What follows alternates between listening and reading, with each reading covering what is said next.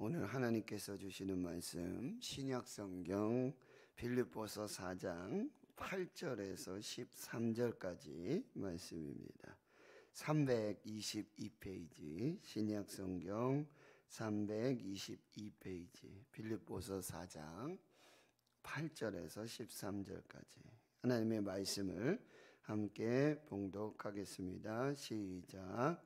끝으로 형제들아 무엇에든지 참되며 무엇에든지 경건하며 무엇에든지 옳으며 무엇에든지 정결하며 무엇에든지 사랑받을 만하며 무엇에든지 칭찬받을 만하며 무슨 덕이 있든지 무슨 기림이 있든지 이것들을 생각하라.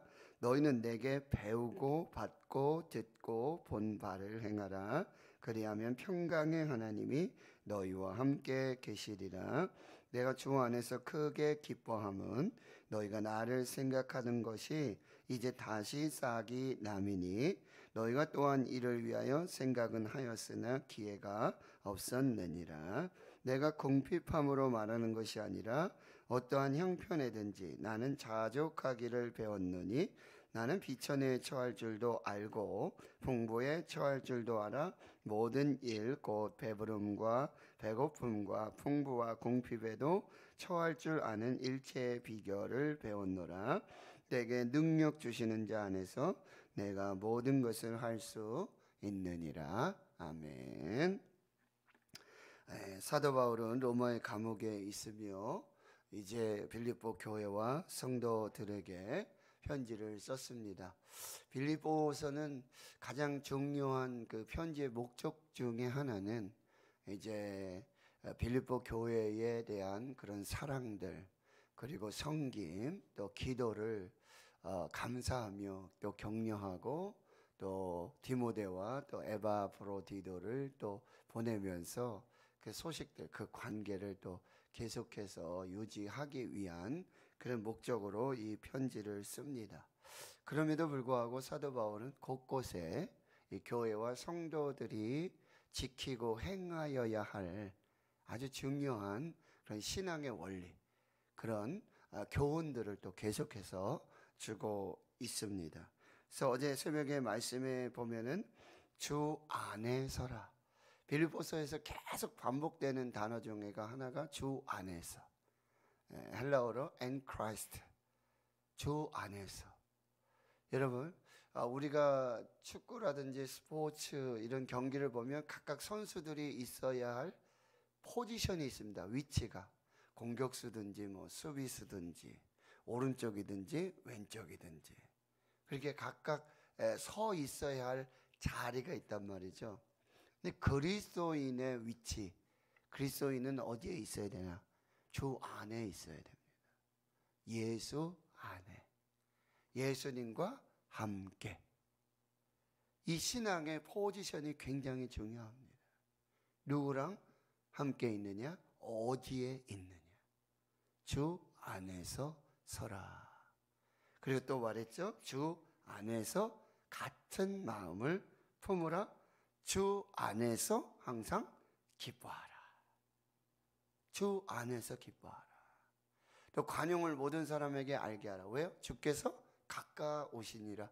이 주님이 임재하시고 주님이 오셔서 다시 그 때가 가까우니 관용, 너그러운 마음을 가지고 하나님 앞에서 살라라고 말해요. 그래서 모든 염려, 근심, 걱정 한번 따라해 보실까요? 굿바이 염려. 굿바이 염려는 굿바이 하고요.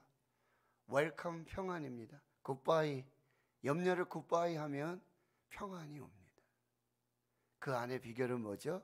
모든 걸 염려하고 근심하고 걱정하지 말고 모든 거를 기도부터 먼저 해라. 기도와 간구 그리고 그 기도와 간구에 빠지지 말아야 될 것은 감사로 그리하면 염려는 굿바이 평안은 웰컴 그런 놀라운 은혜를 경험하게 될 것이다. 자, 오늘 8절에 끝으로 형제들아 무엇에든지 참되며 무엇에든지 경건하며 무엇에든지 오르며 무엇에든지 정결하며 무엇에든지 사랑받을 만하며 무엇에든지 칭찬받을 만하며. 그리스도 안에서, 주 안에서 살아가는 이 그리스도인들의 어떤 생각과 태도를 말해주고 있습니다. 무엇에든지가 계속해서 반복되죠. 무엇에든지. 이건 뭐냐면 예외 없이 일상의 모든 삶 속에서, 꼭 교회에 있을 때, 아니면 중요한 어떤 영적인 어떤 그런 때, 그때가 아니라 항상 언제든지 무슨 일이든지 예외 없이 똑같아야 된다는 거죠. 그래서 6가지를 말씀해줘요. 참되라, 진실하라, 거짓이 없이 참된 신앙을 가져야 된다. 그리고 경건하라, 거룩한 또 고귀한 그런 신앙의 삶을 살고, 오르며 옳다, 공정하게 공의롭게 생활하라, 정결하라, 깨끗하라, 순결하라, 사랑받을 만하며 사랑스러운 사람이 되고 정감 있는 사람, 부드러운 사람이 되어라. 그리고 칭찬받을 만하며, 이거는 뭐예요? 친절하게 되라, 온유하게, 그리고 사람들의 마음을 좀 편안하게 해 주어라.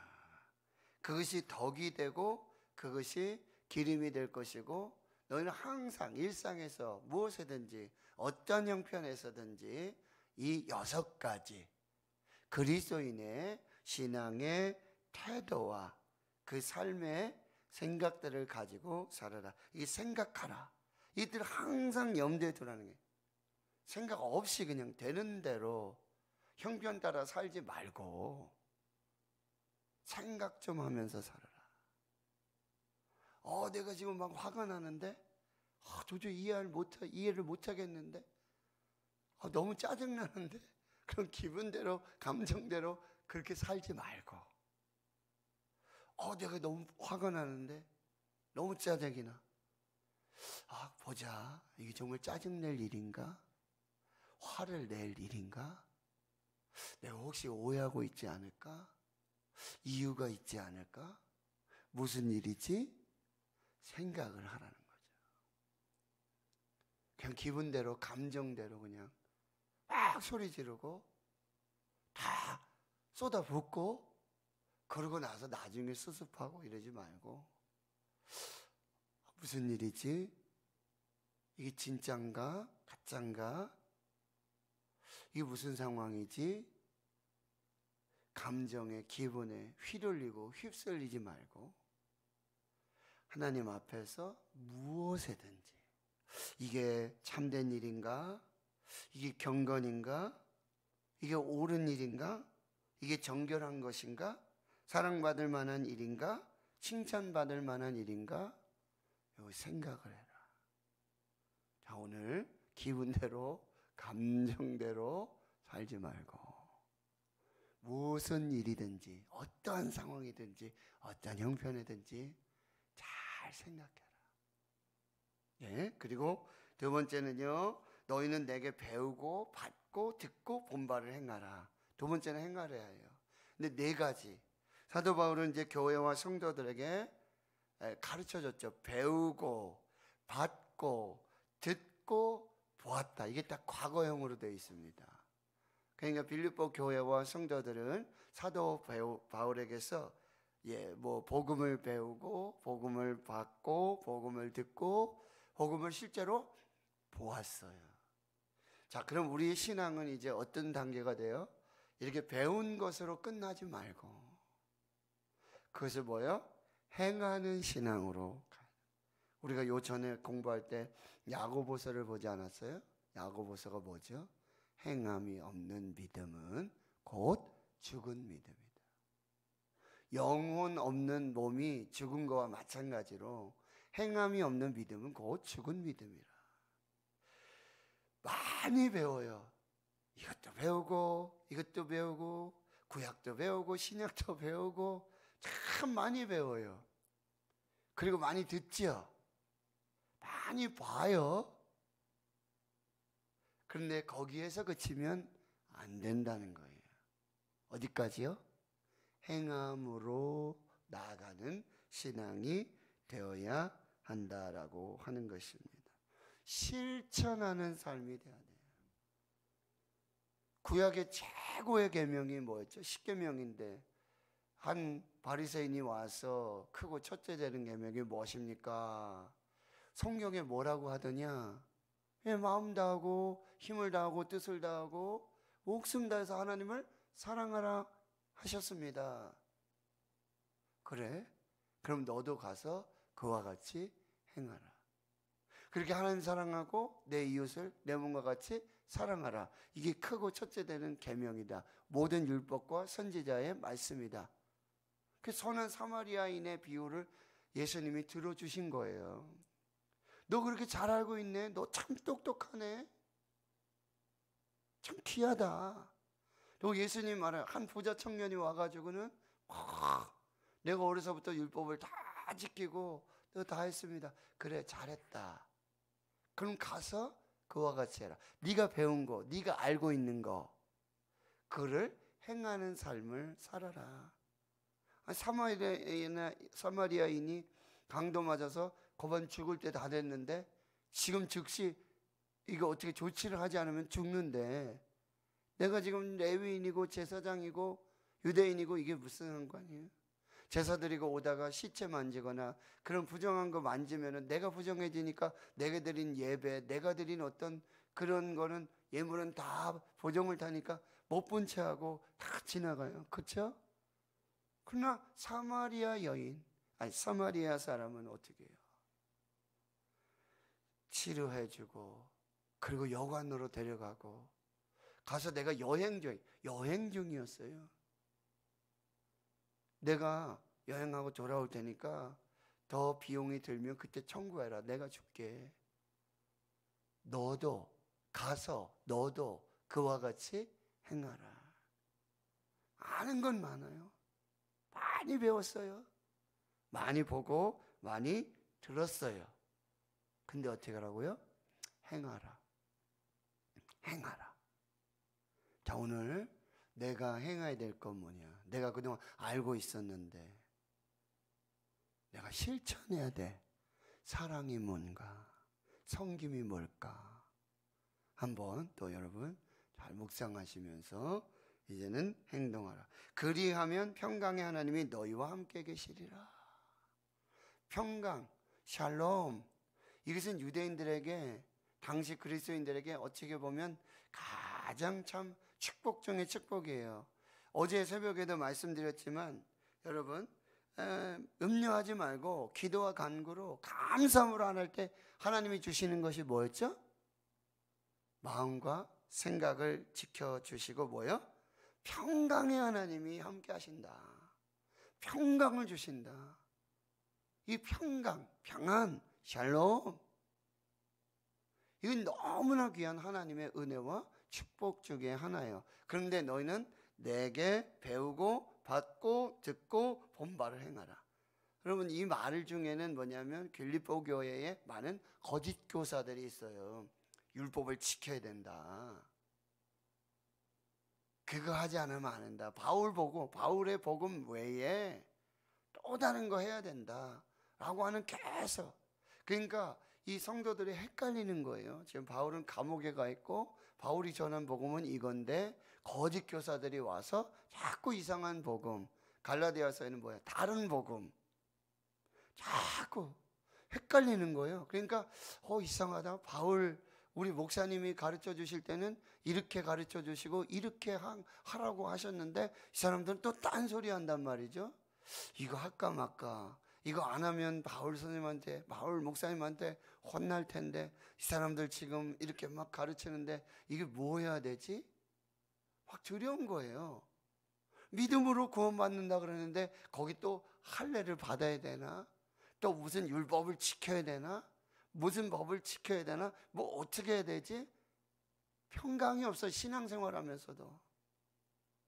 그런데 그런 거 딱 끊고 뭐라냐? 내가 너희들에게 가르친 거 너희는 내게 배우고 받고 듣고 본 바대로 그대로 행해라. 거짓 교사들 얘기들 이단 사이비 이런 거 듣지 말고 오직 복음, 오직 믿음, 오직 예수, 오직 하나님, 오직 말씀. 그리하면 평강의 하나님이 함께. 염려할 필요 없다. 두려워하지 말아라. 이렇게 말씀하고 있는 것이죠. 자, 10절에 보세요. 내가 주 안에서. 여기서 주 안에서 또 나오죠. 주 안에서 지금 바울이 크게 기뻐하고 있어요. 아주 참 기쁨이 충만한데요. 왜요? 너희가 나를 생각하던 것이 이제 다시 싹이 남이니 너희가 또한 이를 위하여 생각은 하였으나 기회가 없었느니라. 무슨 얘기죠? 사도 바울이 오개가 있고 하니까 여러분 out of sight, out of mind. 시선에서 멀어지면 마음도 멀어지. 자꾸 봐야 되죠. 만나야 되죠. 대화해야 되죠. 사도 바울이 오개가 있어요. 2000km 떨어져 있어요. 40일 이상의 거리가 필요해요. 마음껏 만날 수도 없죠. 그러니 여러분 이 바울에 대한 교회와 성도들의 마음이 식어지고 또 거짓 교사들만 이상한 얘기하니까 마음이 차가워져요. 마치 그 관계가 뭐예요? 겨울같이 되는 거예요. 냉랭하고 봐도 예? 그런데 지금 이 편지를 왕래하고 디모데라든지 에바브로디도 이런 어떤 또 동역자 이런 사람들을 보면서 다시 너희들이 나를 생각하고 있구나. 이제 겨울이 가고 마치 싹이 나는 봄과 같이 이제 따뜻한 마음들 그 분위기들이 이제 만들어지고 있는 것을 볼 수가 있는 거죠. 그리고 너희들이 많은 생각을 하고 있었는데 그동안 기회가 없어서 이렇게 섬김이라든지 사랑의 나눔이라든지 기도라든지 이렇게 소식이 좀 잘 전달되지 않고 오해가 되고 이런 상황이 되어진 거죠. 그런데 다시 이제 서로의 마음들이 통하고 이해가 되고 그리고 그 사랑들이 다시 이제 싹이 나서 또 이제 다시 이렇게 되어지는 그 모습을 보고는 엄청 기뻐하는 거예요. 목회자 그래요. 성도들과 이렇게 대화하고 관계하고 그러면서 이상하게 만나서 대화하고 얼굴 보고 하는데도 이상하게 뭐 조금 마음이 어딘가 모르게 막 괴로워요. 이건 내가 뭐 또 잘못했나? 뭐 말을 잘못했나? 이게 또 무슨 오해가 있는 건 아닌가? 이런 생각들이 들. 그러다가도 또 이제 마음이 잘 풀리고 그렇죠? 오해가 또 이런 게 되어지면 그 기쁜 거예요. 그 기쁜 거예요. 지금 바울의 마음이 지금 마음이에요. 그런데 여러분 11절에 바울은 이렇게 말해요. 내가 궁핍함으로 말하는 것이 아니라 어떤 형편이든지 나는 자족하기를 배웠다. 이 말은 뭐냐면 지금 빌립보 교회와 성도들이 바울에게 어떤 좀 물질적인 도움을 주었어요. 옥에 갇혀 있으니까 풍족하지 않겠죠. 그럼에도 불구하고 사도 바울은 항상 뭐 했죠? 자비량 선교를 했어요. 천막을 만들고 자기가 가진 은사들 통해서 일하면서 교회에 피해 주지 않고 교회에 어떤 경제적인 이런 거 많은 어떤 짐을 지우지 않고 본인 스스로 일하면서 그렇게 했어요. 그리고 지금 사도 바울이 이렇게 계속 2차, 3차 전도 여행, 선교 여행을 하는 중에 목적 중에 하나는 뭐냐면 지금 예루살렘 교회, 모 교회 거기 흉년이 들어가지고 굉장히 성도들이 어려워요. 너무 힘들어요. 근데 가는 곳마다 사도 바울이 사실 뭐예요? 헌금을 걷었어요. 왜 걷었냐? 자기한테 쓰려고? 자기가 그 헌금 걷어서 자기 목회할 사역에 쓰려고 그런 것이 아니라 모 교회, 예루살렘 교회 거기서 너희들이 복음을 받았지 않냐? 거기서 너희들이 사랑을 받았지 않냐? 그러니 너희가 그런 받은 사랑을 이제는 너희에게 있는 이 물질 이걸 좀 나누면서 섬기면서 그리하면 너무 좋겠다. 그래서 2차, 3차 전도여행의 끝에 예루살렘에 가는 건 뭐냐면 헌금, 그 많은 헌금을 이제 들고 예루살렘 교회 가서 뭐라고 얘기하는 거죠? 너희들이 사랑으로 복음을 전했는데 지금 이방인들의 교회에서 이렇게 마음을 같이 해서 이 귀한 예물로 물질로 이 가난을, 이 힘든 연약감 함께 나눈다라고 하는 거죠.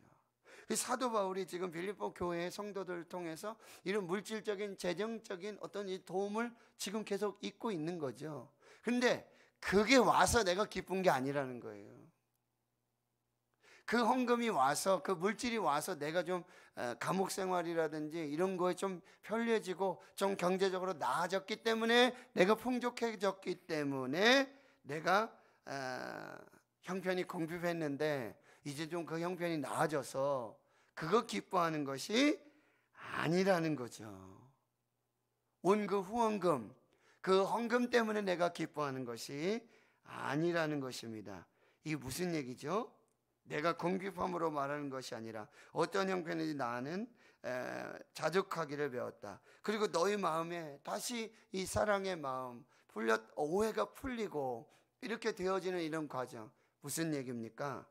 물질을 얻어서 기쁜 것이 아니라 사람을 얻었기에 기쁜 거예요. 뭐 명절에 목사님 이거 드세요, 이거 막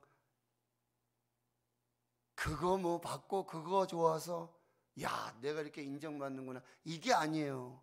그분의 마음이 전달되는 거잖아요. 마음이 오는 거잖아요. 작은 선물이라도, 작은 것이라도. 아니 선물 없어도 돼요.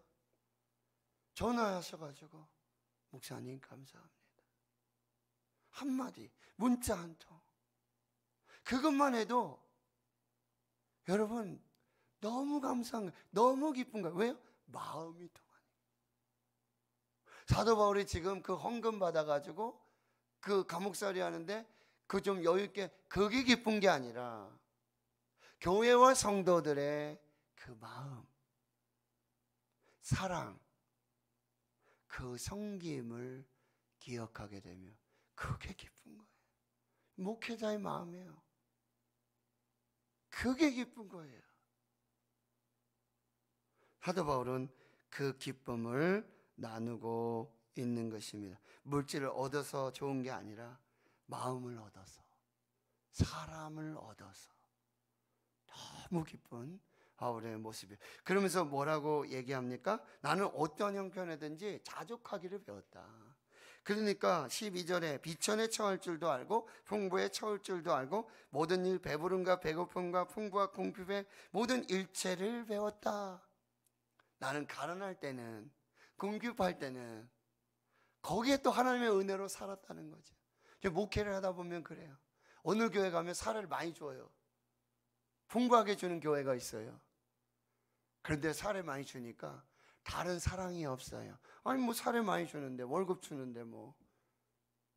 그런데 또 교회 형편이 그래가서 사례가 넉넉치 않은 교회가 있어요.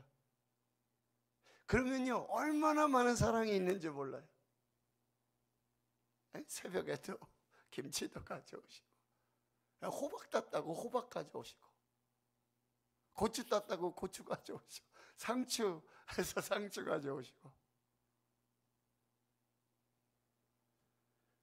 가난해도 궁핍해도, 죄송합니다, 첫 살에 50만 원 받아가지고 어떻게 살았는지 모르겠어요.